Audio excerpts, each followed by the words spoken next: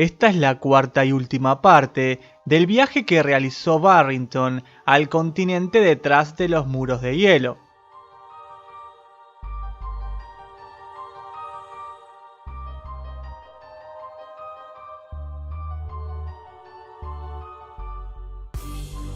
Me comentó la persona que me acompañó hasta allí que lo disculpara por tanta convencionalidad, pero que nuestra visita era tan extraordinaria y poco común respecto al contacto que establecía generalmente la Marina, que debía remitirme al jefe del departamento.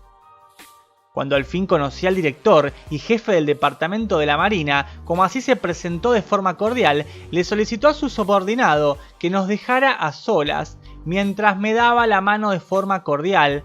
Me comentaba acerca de algunas atracciones y ventajas que él había escuchado de mi país de origen, y yo le agradecí comentando que también existían otras historias no tan placenteras.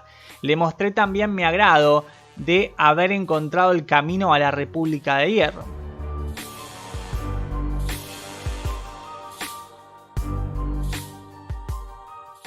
El director me confesó que sus compatriotas estaban aún más sorprendidos que yo de mi visita a estas tierras, ya que ellos tenían conocimiento en profundidad de América. Estaban al tanto de que este continente existía. De hecho, un barco encargado de inmigrantes intentó cruzar los océanos congelados y después de meses luchando contra las tormentas y con el hielo, naufragaron hasta las costas inhóspitas de un nuevo mundo.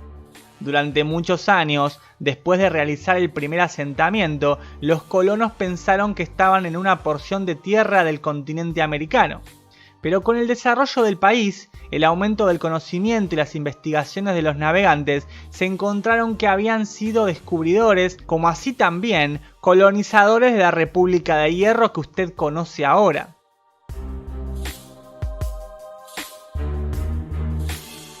Ellos sabían todo lo que se conocía en Europa sobre el continente americano y estaban aislados del equilibrio del mundo civilizado, y de los últimos 50 años otros 2 barcos estadounidenses habían regresado a sus costas. Cuando le comenté las vidas que se habían perdido y el oro que había sido despilfarrado por Estados Unidos y otras naciones en las exploraciones en el Ártico, también le expresé mi sorpresa de que un pueblo tan avanzado como el que tenían aquí no haya intentado nunca establecer comunicación con otras partes del mundo y permanecer aislado durante siglos. Él sonrió y dijo que entendía mis sentimientos.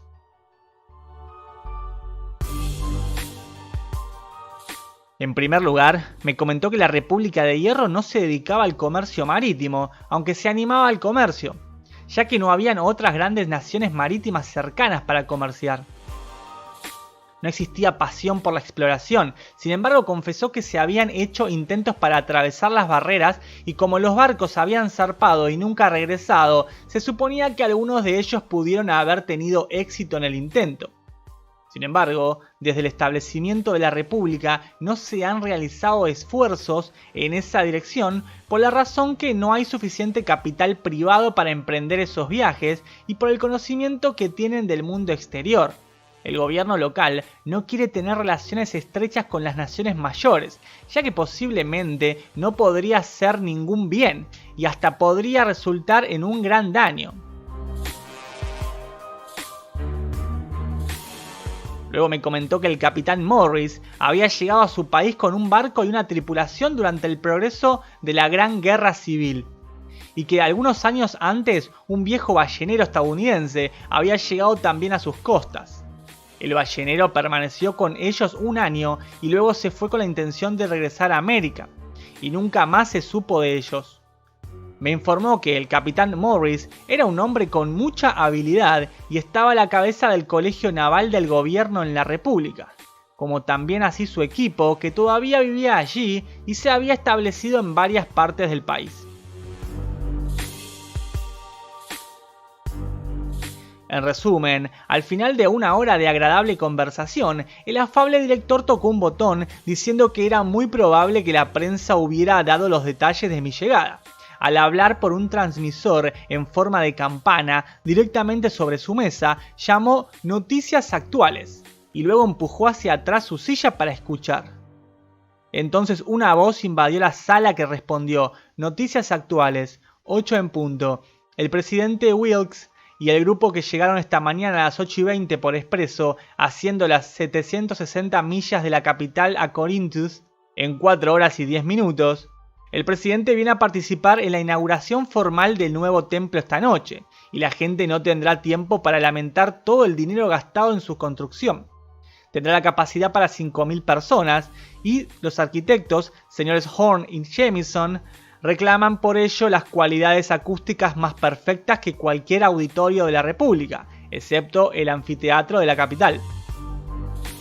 El senador Cromwell, de la provincia de Urbana, tuvo un ataque de parálisis esta mañana a las 6 en punto, mientras araba su campo, y no ha recuperado la conciencia. Era un aclamado inventor según las noticias que brindaba esta voz. Hablaba de dimes como moneda oficial, y además de otras noticias, la voz empezó a comentar sobre la llegada al puerto de Barrington esta mañana alrededor de las 8 en punto, y en un barco típico americano de 250 toneladas, el capitán Brent llegó con una tripulación de 8 personas. El buque pertenece a J. Edward Barrington de los Estados Unidos de América y navegó a través de las barreras hace unos 7 meses. El señor Barrington está en la actualidad en conferencia con el director de navegación y no se sabe cuáles son sus planes para el futuro. Una gran multitud ya ha recogido en el muelle y el profesor Morris, el conocido autor estadounidense y presidente del Colegio Naval, llegará a la capital en el expreso de las 12 para conocer a su compatriota.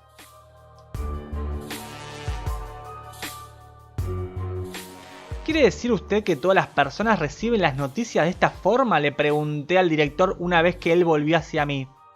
Me comentó que quería decir que los varios millones de personas escucharon o tuvieron la oportunidad de escuchar la misma voz, dando las mismas noticias que acabamos de escuchar. ¿Y no hay papel impreso?, pregunté. Ninguno, excepto lo que está impreso allí, señalando a una pequeña máquina. Cada palabra se reproduce allí en la prensa y se puede conservar para su lectura futura o destruirse a elección del patrón.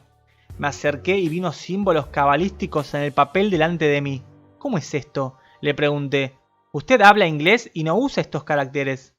Usamos las mismas letras hasta que descubrimos estos caracteres de sonido. La mayoría de nuestros libros están impresos a la antigua. Solo la literatura más reciente se imprime con estos caracteres. ¿Y cómo se llaman estos caracteres de sonido? Tal vez no pueda hacerte entender si no estás familiarizado con el desarrollo y el progreso del conocimiento del sonido. Le comenté que la naturaleza del sonido como vibraciones era bien entendida por nosotros y le mencioné el teléfono y el fonógrafo de uso común como ilustración. Entonces me dijo, es bastante simple de entender. Las vibraciones se comunican con la máquina y ésta las transmuta en caracteres. Reproduce un sonido 1.000.000 de veces y hará el mismo carácter cada vez. Es el verdadero sistema fonético y la naturaleza escribiendo por sí misma. Sorprendido por el avance que me rodeaba, hubiese preguntado aún mucho más, pero el director se excusó diciendo que tenía deberes que hacer, pero que esperaba verme pronto nuevamente, fuera del horario comercial, pero que iba a recibir la atención del gobierno. Presionó nuevamente un botón y me informó que un vehículo ya estaba listo para regresarme a mi embarcación, donde seguramente luego tendría la visita de mi compatriota Morris y otros representantes. Me encontré con Brent. Estaba en estado de ira, no aceptaban ni oro ni plata como intercambio para comprar alimentos. Todo se calmó cuando llegó una furgoneta llena de provisión que traían como orden de la marina. Al otro día me reuní con el capitán Morris, un poco aliviado ya que era como una conexión con el mundo exterior, ya que a esta altura todo parecía una ilusión. Después de hablar con él por una hora del viaje y de otros temas, me enteré que él había atravesado las barreras por el mismo canal, pero me comentó que posiblemente se encuentre cerrado por años por el bloqueo de hielo y que posiblemente este estrecho es navegable en un momento en particular. Morris comentó que posiblemente existía al menos otro pasaje a través